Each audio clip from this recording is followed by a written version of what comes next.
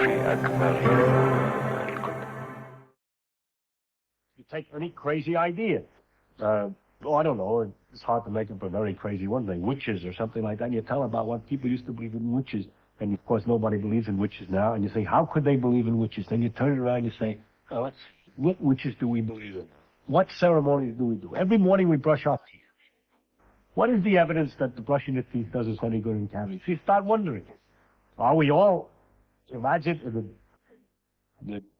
as the Earth turns on the orbit, there's an edge between light and dark. And along that edge, all the people along that edge were doing the same rituals for no good reason. Just like in the Middle Ages, they had other rituals. And you're trying to picture this perpetual line of toothbrushes going around the Earth. Take the world from another point of view. Now, it may well be that brushing teeth is a very good thing because it gets rid of cavities, and you can find out whether it does or it doesn't by trying to find out. Now, you can ask your dentist. He says, of course. And you say, how an evidence? I have not found the evidence from dentists. I just learned it in school. Now, I'm not trying to argue that it's good or bad to brush teeth. What I'm trying to argue for is to think about things from a new point of view.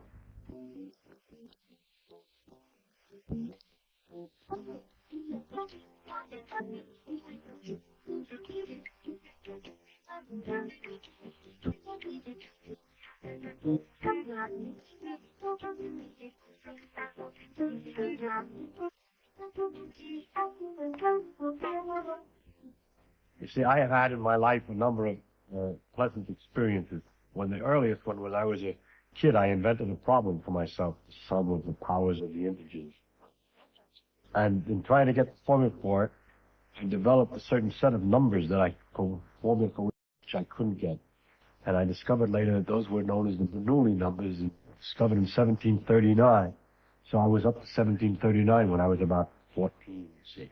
And then a little later I discovered something. I find out I just invented a thing called, which we now call operator calculus. And that was invented in 1890 something. You know, gradually I was inventing things that came later and later. But the moment when I began to realize that I was now working on something new was when I read about quantum electrodynamics at the time, and I read a book and I learned about it. For example, I read Dirac's book, and he had these problems that nobody knew how to solve. They were described there. I couldn't understand the book very well because I really wasn't up to it. But there, in the last paragraph at the end of the book, it said, some new ideas are here needed. And so there I was. The new ideas were needed. Okay, so I started to think of new ideas.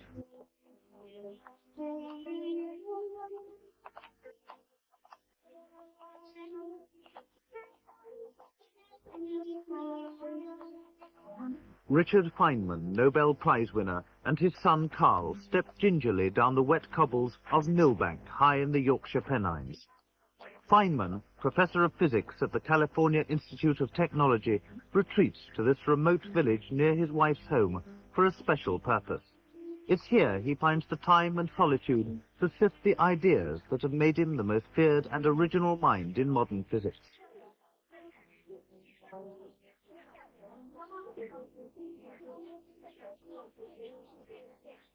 Feynman is in the forefront of one of the oldest and most intriguing games of hide-and-seek in science, finding the ultimate constituents of the world.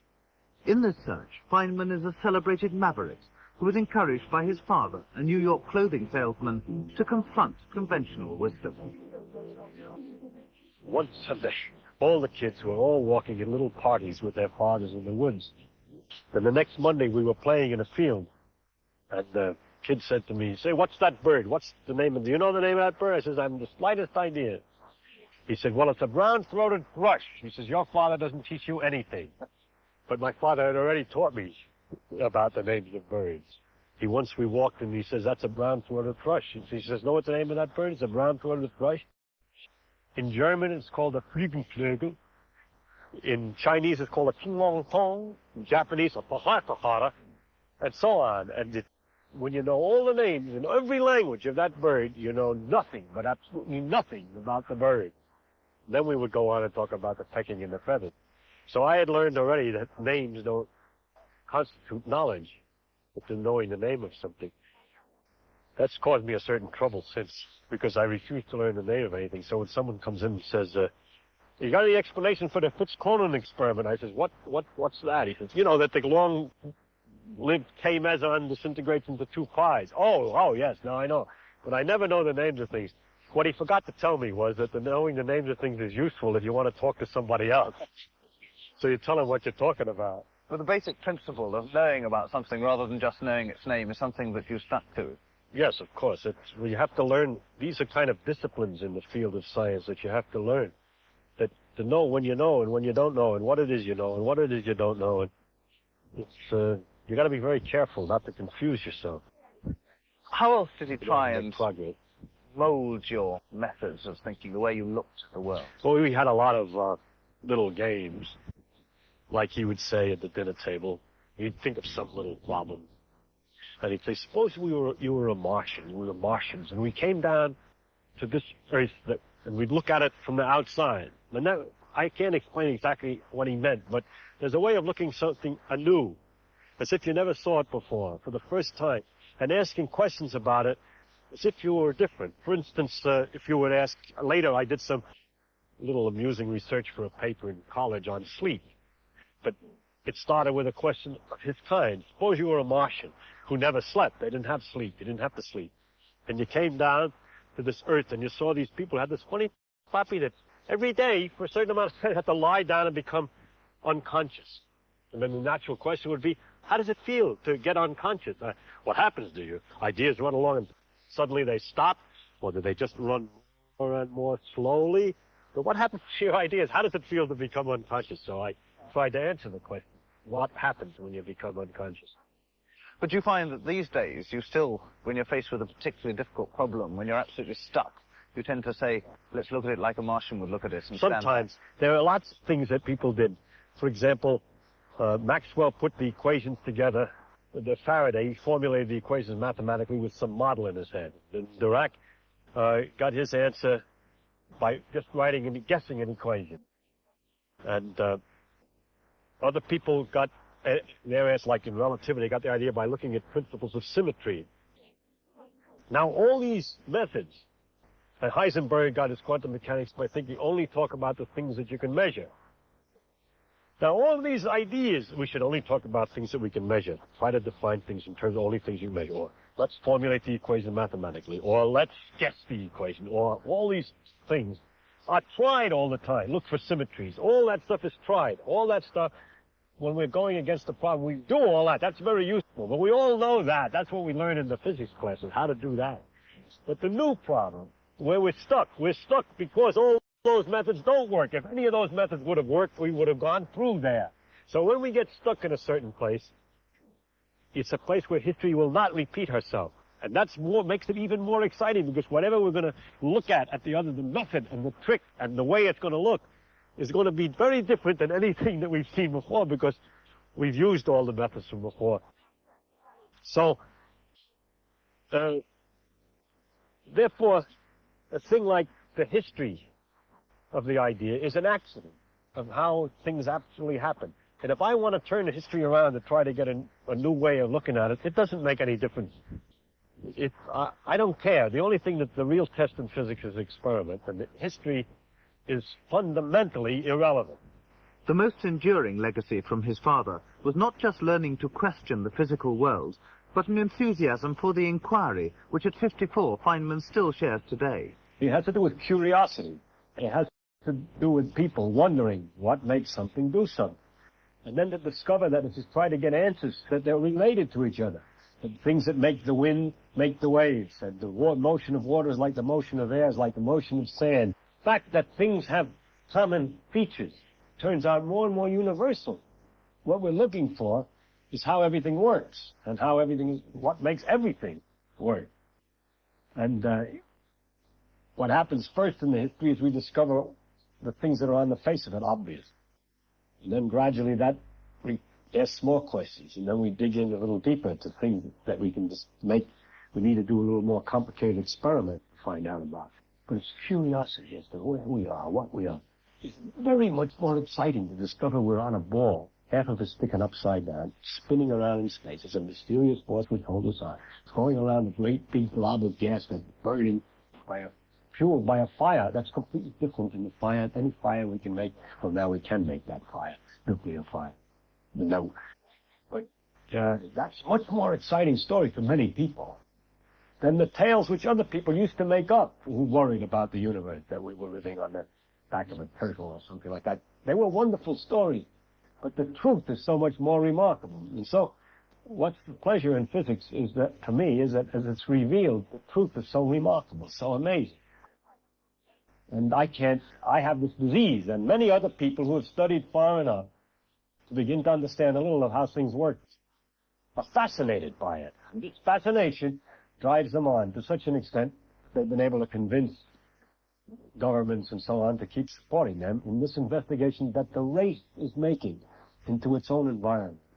As a theoretical physicist, Feynman doesn't have a laboratory, and he finds family relaxation helps him to concentrate.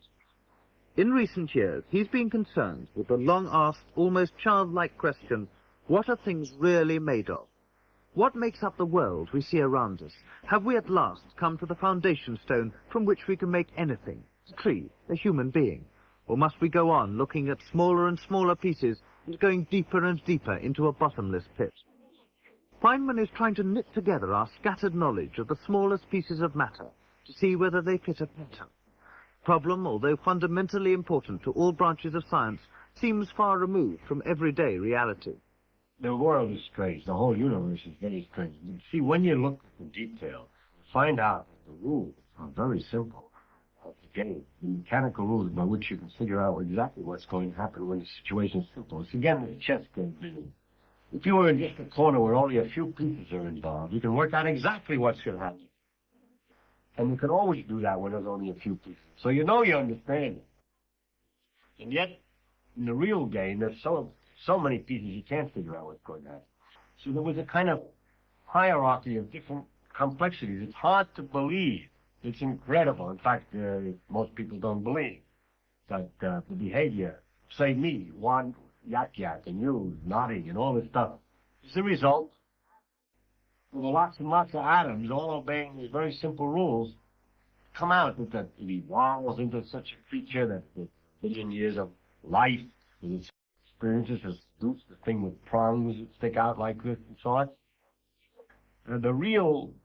There's such a lot in the world, there's so much distance between the fundamental rules and the final phenomena that it's almost unbelievable that the final variety of phenomena can come from such a steady operation of such simple rules. You've had to build the most complex scaffolding to find out simple rules. But it is not complicated. It's just a lot of it. And we could start at the beginning, which nobody wants to do. I mean, you come in to me now as an interview, and you're asking me about the latest discoveries in the day. Nobody ever asks about a simple, ordinary phenomenon in the street. Oh, like, what about those colors? Or something like that. Now, nice interview, explain all about the colors, butterfly wings, whole big deal. You don't care about that. I want the big final result. And it's going to be complicated. Because I am at the end of 400 years, a very effective method of finding things out about the world. In the search for the ground rules of the physical world, John Dalton worked out a comprehensive explanation over 150 years ago. He assumed that everything we see is made out of tiny atoms, that they are immutable and indestructible, and that atoms of different chemical elements like lead or copper have different weights. Too small to be observed, the atoms combine with each other to form complicated molecules, and vast collections of these molecules are recognizable to us as tables, trees, or whatever. But in the final analysis, atoms were to be the smallest constituents of matter, ultimate and unchangeable. At the turn of the century, we evolved our present picture of the atom, light electrons surrounding a heavy central core or nucleus. Once the atom was shown to be destructible, attention turned to the nucleus, and during the 30s it was found that bombarding one nucleus with another led to a release of energy and the breaking up of the nuclei. This process, which takes place in nuclear accelerators, is photographed in a liquid bubble chamber. You take a liquid hydrogen or some other liquid and expand it so that it's ready to boil. Your low temperature and your increased pressure is ready to boil, and it'll form bubbles somewhere. And any little piece of dirt or any little disturbance, it'll form a bubble. In that condition, if a particle comes flying through from some machine, it leaves a track, it tears up the atoms, or the electrons are knocked off the atoms along its track. And we can't see that. But when the gas tries to expand, when the liquid tries to boil, bubbles form around these charged particles which are left. So it leaves a string of bubbles that then form. Then you can take a picture of the bubble. So simplest picture would be if you had a machine that made fast particles would go through, and you see a string of bubbles. But if the particle on the way through hit the nucleus of another atom, then you see a string of bubbles in a kind of a Y. It's made three coil plus some other thing. You know, instead of a Y, you may see more complicated type. 3 or 4 coming out, and then one of them going along and going into 2. Then you know that some particle went along and disintegrated. Now, these things are going nearly at the speed of light. And so if you see a short distance, a few centimeters, that corresponds to a tenth of a billionth of a second. That is, if the track comes out, it goes along here and then bifurcates into 2. You know you made a particle which integrated into 2 in less than a 10 billionth of a second. So you see, it's not very difficult to find out about these with the right, clever techniques. Since the war, with evidence from bubble chamber photographs like this, physicists have explored the nucleus of the atom. The results have been spectacular and confusing. The harder the nuclei were bombarded against each other, the more they disintegrated into even tinier particles until literally hundreds were known. In the last 10 years, some order has been made out of seeming chaos by arranging the particles into patterns. Each pattern has 8 or 10 members, related by nuclear properties like spin and mass. To the physicist, patterns like this imply the possibility of even smaller particles, not yet identified, but already named. The key to the question of what makes up the physical world, then, lies in the understanding of the nature of these nuclear patterns. We're getting close, because we have a number of little theories by which we can understand these patterns. One picture, which describes what particles you're going to find rather well, is that all these particles are made out of something else which we happen to call quarks. And our quark is an object which comes in 3 varieties. It's either an A-type, B-type, or C-type quark, okay? And that the particles that we find are 3 classes. In one class, we can understand as being made out of 3 quarks. And depending on the different proportions, how many A's, B's, and C's, and how they're moving around each other, if we count how many states we would get from putting 3 objects together, could be made in so many ways, 27 different ways, each one being 3. We find groups of particles in groups of 27 analogously, and so on. A little more complicated, it's more subtle, but it's like that. And then when we allow for their motion around each other, we find the higher energy states analogous to the way we ought to get. And even semi-quantitatively, there seems to be a relation between the states, the rates at which one turns into another. So it looks like they're made out of just 3 quarks. And there's this other class of particles which are called mesons. The first class are called baryons. The words aren't going to do you any good. But the other class, mesons, we have to understand as being made of a quark, 1 quark, and 1 antiquark. An antiquark is a negative particle with all the numbers, all the charge properties, the exact opposite of the quark. When we make a quark and an antiquark, put those together, we understand the meson state. Put 3 quarks together, we understand all the others. So we have made a really great progress in analyzing these patterns. So much so that it looks very much as if, to me at least, that we're very close to understanding this part of physics, this strongly interacting system. What's the main barrier still to? Well, the quarks have, the main barrier is we don't understand it quantitatively. We don't know exactly the laws. I mean, we do things like I'm just talking to you on a little bit more careful, counting how many states we should get and so on, but we don't know exactly how they move and exactly what holds them together and so on and so on. Also, there are a number of paradoxes with this quark picture. This picture helps to give us the behavior at low energies of what kinds of particles to expect. But then you'd expect that a particle would be made out of only 3 parts. But we've done some experiments at very high energy, hitting a proton with an electron, which can only be interpreted by supposing that the number of particles inside is really infinite. If there are particles inside, it can't be done with just 3. You can calculate, it doesn't come out right. So there's a difficulty. Furthermore, the idea that there just be three particles is contradictory to the ideas of relativity and so on, which imply the existence of particles and antiparticles.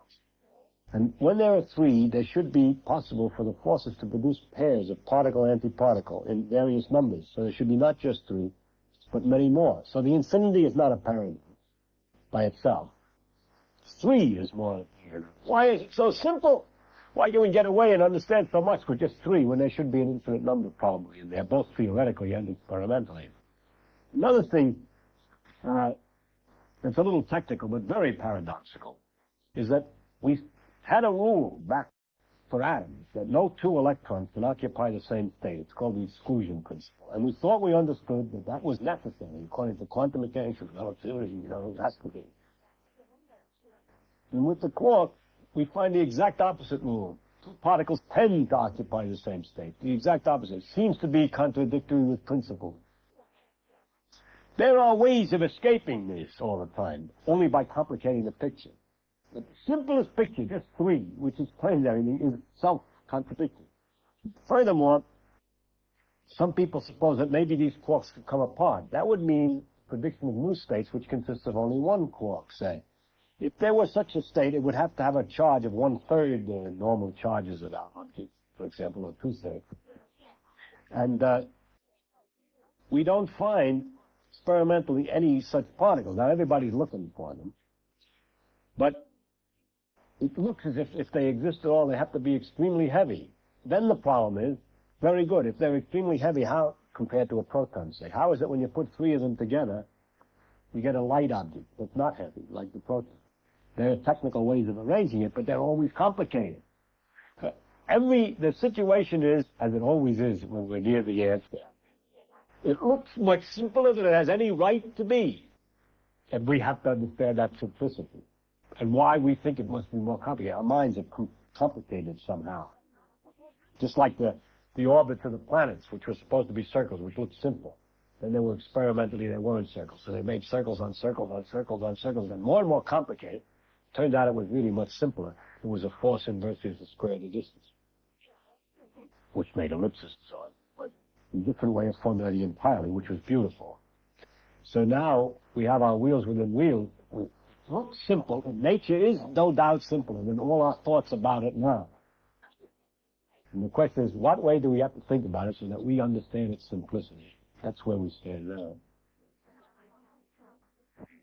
On holiday in the Pennines, Richard Feynman is paid a neighbourly visit by Yorkshireman Sir Fred Hoyle, the astronomer, cosmologist and science fiction writer. At first sight, there seems little in common between the study of galaxies and nebulae billions of miles in diameter and millions of light-years old, and nuclear physics, where particles exist for only a millionth of a second. But the formation of stars and galaxies is determined on a massive scale by the behavior of the very nuclear particles Feynman studies. Hoyle and Feynman share an interest in the foundations of physics, and exchanging ideas in the local pub is always as profitable as it is enjoyable. Did you think you agree that the quasars are in real trouble, that the very big redshifts? I think so. I've had this uneasy feeling now for about 5 years. It looked crazy for a while, but it's like lining up of evidence all the time this way. Each one makes a new problem. Yeah. Every piece of evidence is the same problem in the same sense. If there were any cause for a redshift as big as that, other than recession, we'd be all right. That's right. But in the present physical laws, there doesn't seem to be any place such a redshift. That's good. It's good, right. That won't fail. And at the same time, the same kind of laws predict the kind of peculiar phenomenon of black holes, which we are confusing. Yeah. And it could be that either the gravity is wrong or one of the physical laws are wrong, too. Some physical law that's involved. Because I'm not arguing at the moment that the physical laws are wrong. I mean, you would agree that one has to push it through along these lines. Yeah, the best way to progress, I always think maybe, is to try to be as conservative, as Wheeler always said. Try to be as conservative about the physical laws as possible in explaining the phenomenon. If you continuously fail, then you gradually realize you got to change something. But we start out by saying, got to change something. There's so many ways of changing it. And you don't know how to... Most likely you don't have to change anything. Most of the time we succeed ultimately in explaining these damn things in terms of the known laws. But it's the cases that fail are the interesting ones. Yeah.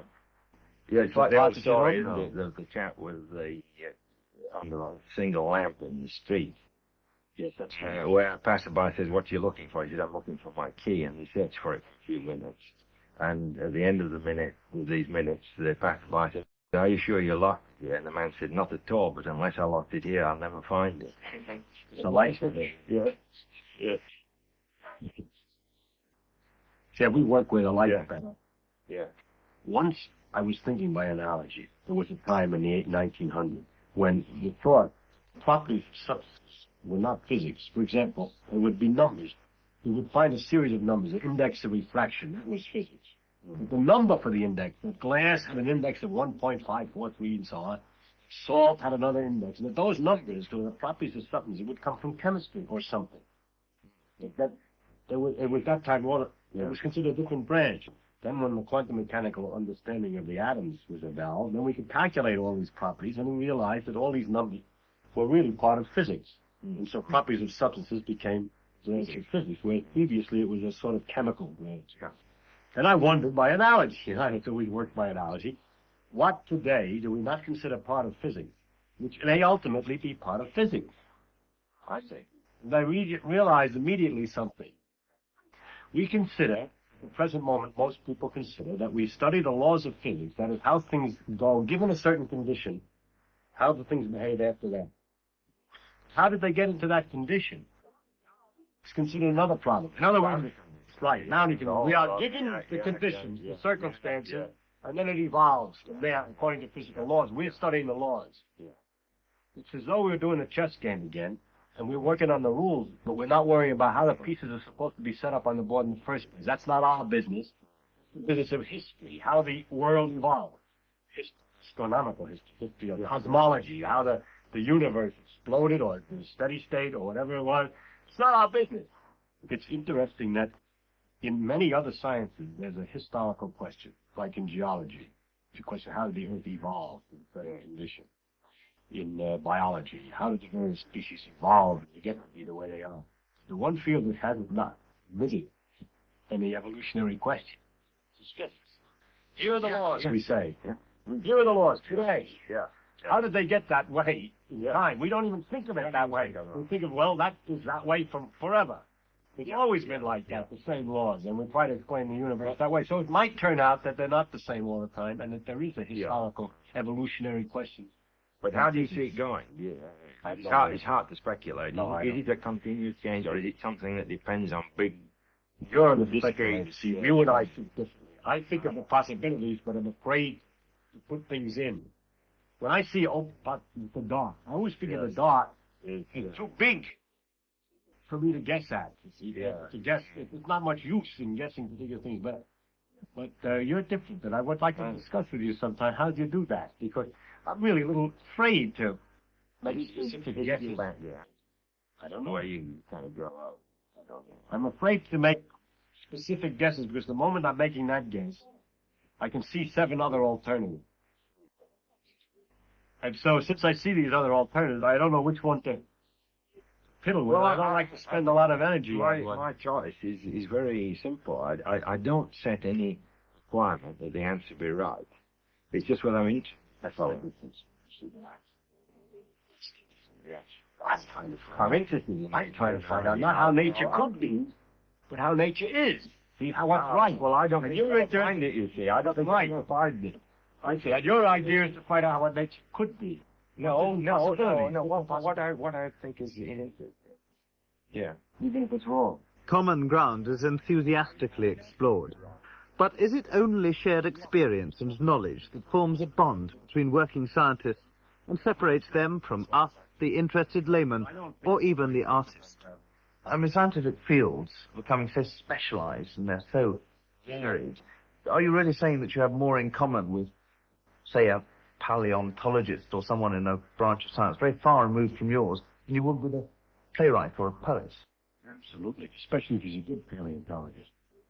Because he's a good paleontologist, he's not just looking at old rocks. He's looking at the history of the Earth. He's looking when he stands and he looks at his own finger. And he knows it's got 5 bumps. And he thinks of how did it evolve with 5 bumps. It's got the same as whales, and so on. And we keep talking about the importance of the fact that the thumb opposes. Then we can start discussing, is it really so important the thumb or is it language that has been involved, a system of symbols?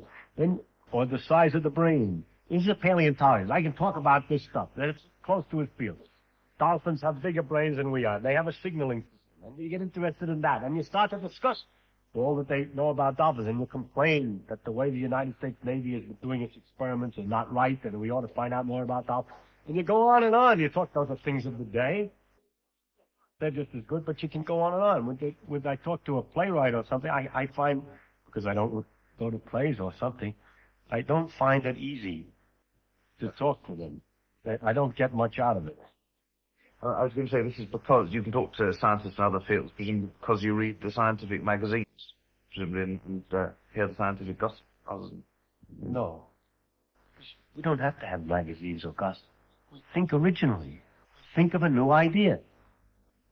We talk to each other, and we try to look at something from a new point of view, and we delight each other in a new point of view. And when you're talking to somebody else who's trying to think of something new, different, and he's thought about the whales or the dolphins, and he had some little thing he thought of that's a little different than the thing that you thought of. And so when you're talking back and forth, he's excited by your point of view about dreams, and you're excited by his little observation that he has made about dreams, if he has happened to have thought about that. So the point is, our backgrounds give us a slightly different point of view. I mean, a scientific guy, like I specialize in physics, say he specializes in paleontology, so his information on dreams might be more deeper, more evolutionary. For example, we don't have a way of telling, I suppose, about the evolution of dreams, but he might know, for example, about other animals. He might have thought about whether other animals dream and what the signs are, and all other things that I hadn't thought of.